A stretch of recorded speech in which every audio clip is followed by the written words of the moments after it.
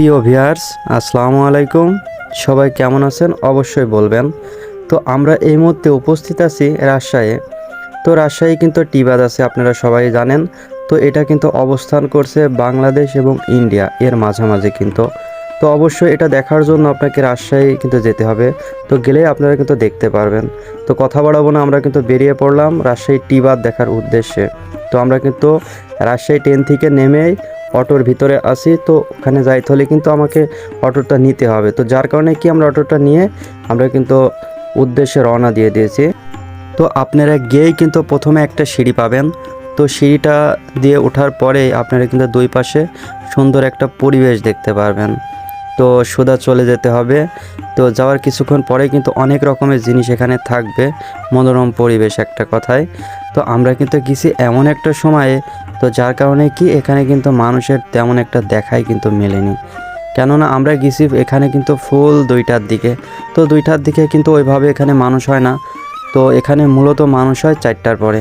তো 4টার পরে কিন্তু এখানে রাত 10-11টা পর্যন্ত এখানে প্রচুর পরিমাণে মানুষ থাকে। তো আপনারা যদি কেউ টিবাদে গিয়ে থাকেন তাহলে আপনারা অবশ্যই বুঝতে পারবেন। কেননা রাজশাহী এই জায়গাটা অনেক সুন্দর একটা জায়গা। তো এখানে আসলে আপনি মনে করবেন যে কোনো একটা উৎসব হচ্ছে হয়তো এখানে। তো সবচেয়েও কিন্তু একটা সুন্দর পরিবেশ এই বাংলাদেশ এবং ইন্ডিয়ার এর মাঝামাঝি যে নদীটা আছে এটার জন্য। তো এখানে কিন্তু অনেক সুন্দর একটা পরিবেশ, পাশে কিন্তু অনেক নৌকা আছে যেটাতে বিনোদন দিয়ে থাকে সচরাচরণ। তো এই যে এখানে অসংখ্য নৌকা কিন্তু আছে। এছাড়াও কিন্তু পাশে অনেক বর্ডার গার্ডের যে বিষয়টা, বাংলাদেশ এবং ইন্ডিয়ার মাঝামাঝি কিন্তু পাহারা দিয়ে থাকে, আপনারা জানেন বর্ডার গার্ড। তো ওনারাও কিন্তু ওনাদের আলাদা নৌকা কিন্তু পাশে আছে। তো আমি কিন্তু আপনাদের পরিপূর্ণ নদীর এরিয়াটা দেখাচ্ছি। আমরা কিন্তু বর্তমানে বাংলাদেশের ভিতরে আছি। তো এই নৌকাগুলোকে আমি একটু কাছ থেকে দেখানোর চেষ্টা করছি, যেহেতু আমি কিন্তু আপনাদের নিচে গিয়ে একটু দেখাবো ভালো করে। কেননা এই নৌকাগুলো কিন্তু এখানে সব সময় থাকে, অল টাইম। তো আপনারা চাইলে 50 টাকা দিয়ে কিন্তু এই নৌকাতে উঠতে পারেন এবং এই নদীর মাঝখানে ঘুরতে পারেন, সমস্যা নাই। তো অনেকে আছে কিন্তু এখানে সচরাচরণ যায় এই নৌকাতে চড়ার জন্য এবং পরিপূর্ণ একটা আনন্দের বিষয় কিন্তু এই নৌকাতে ওঠার জন্য।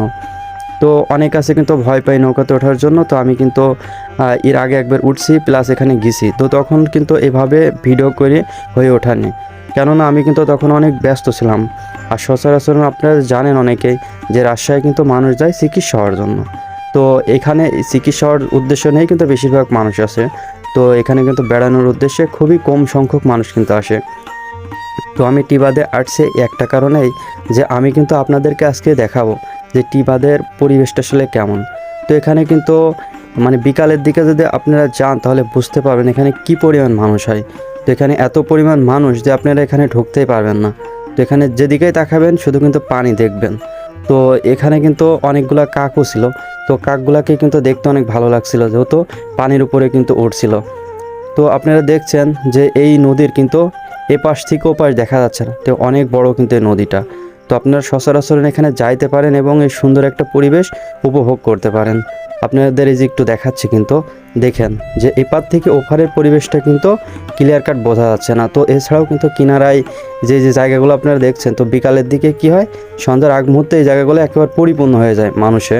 তো এখানে কিন্তু কোনো জায়গায় ফাঁক থাকে না, পরিপূর্ণ মানে মানুষের ভরপুর হয়ে যায়। তো আমি বেশি কথা বলবো না, ভিডিও শেষের দিকে চলে এসেছি।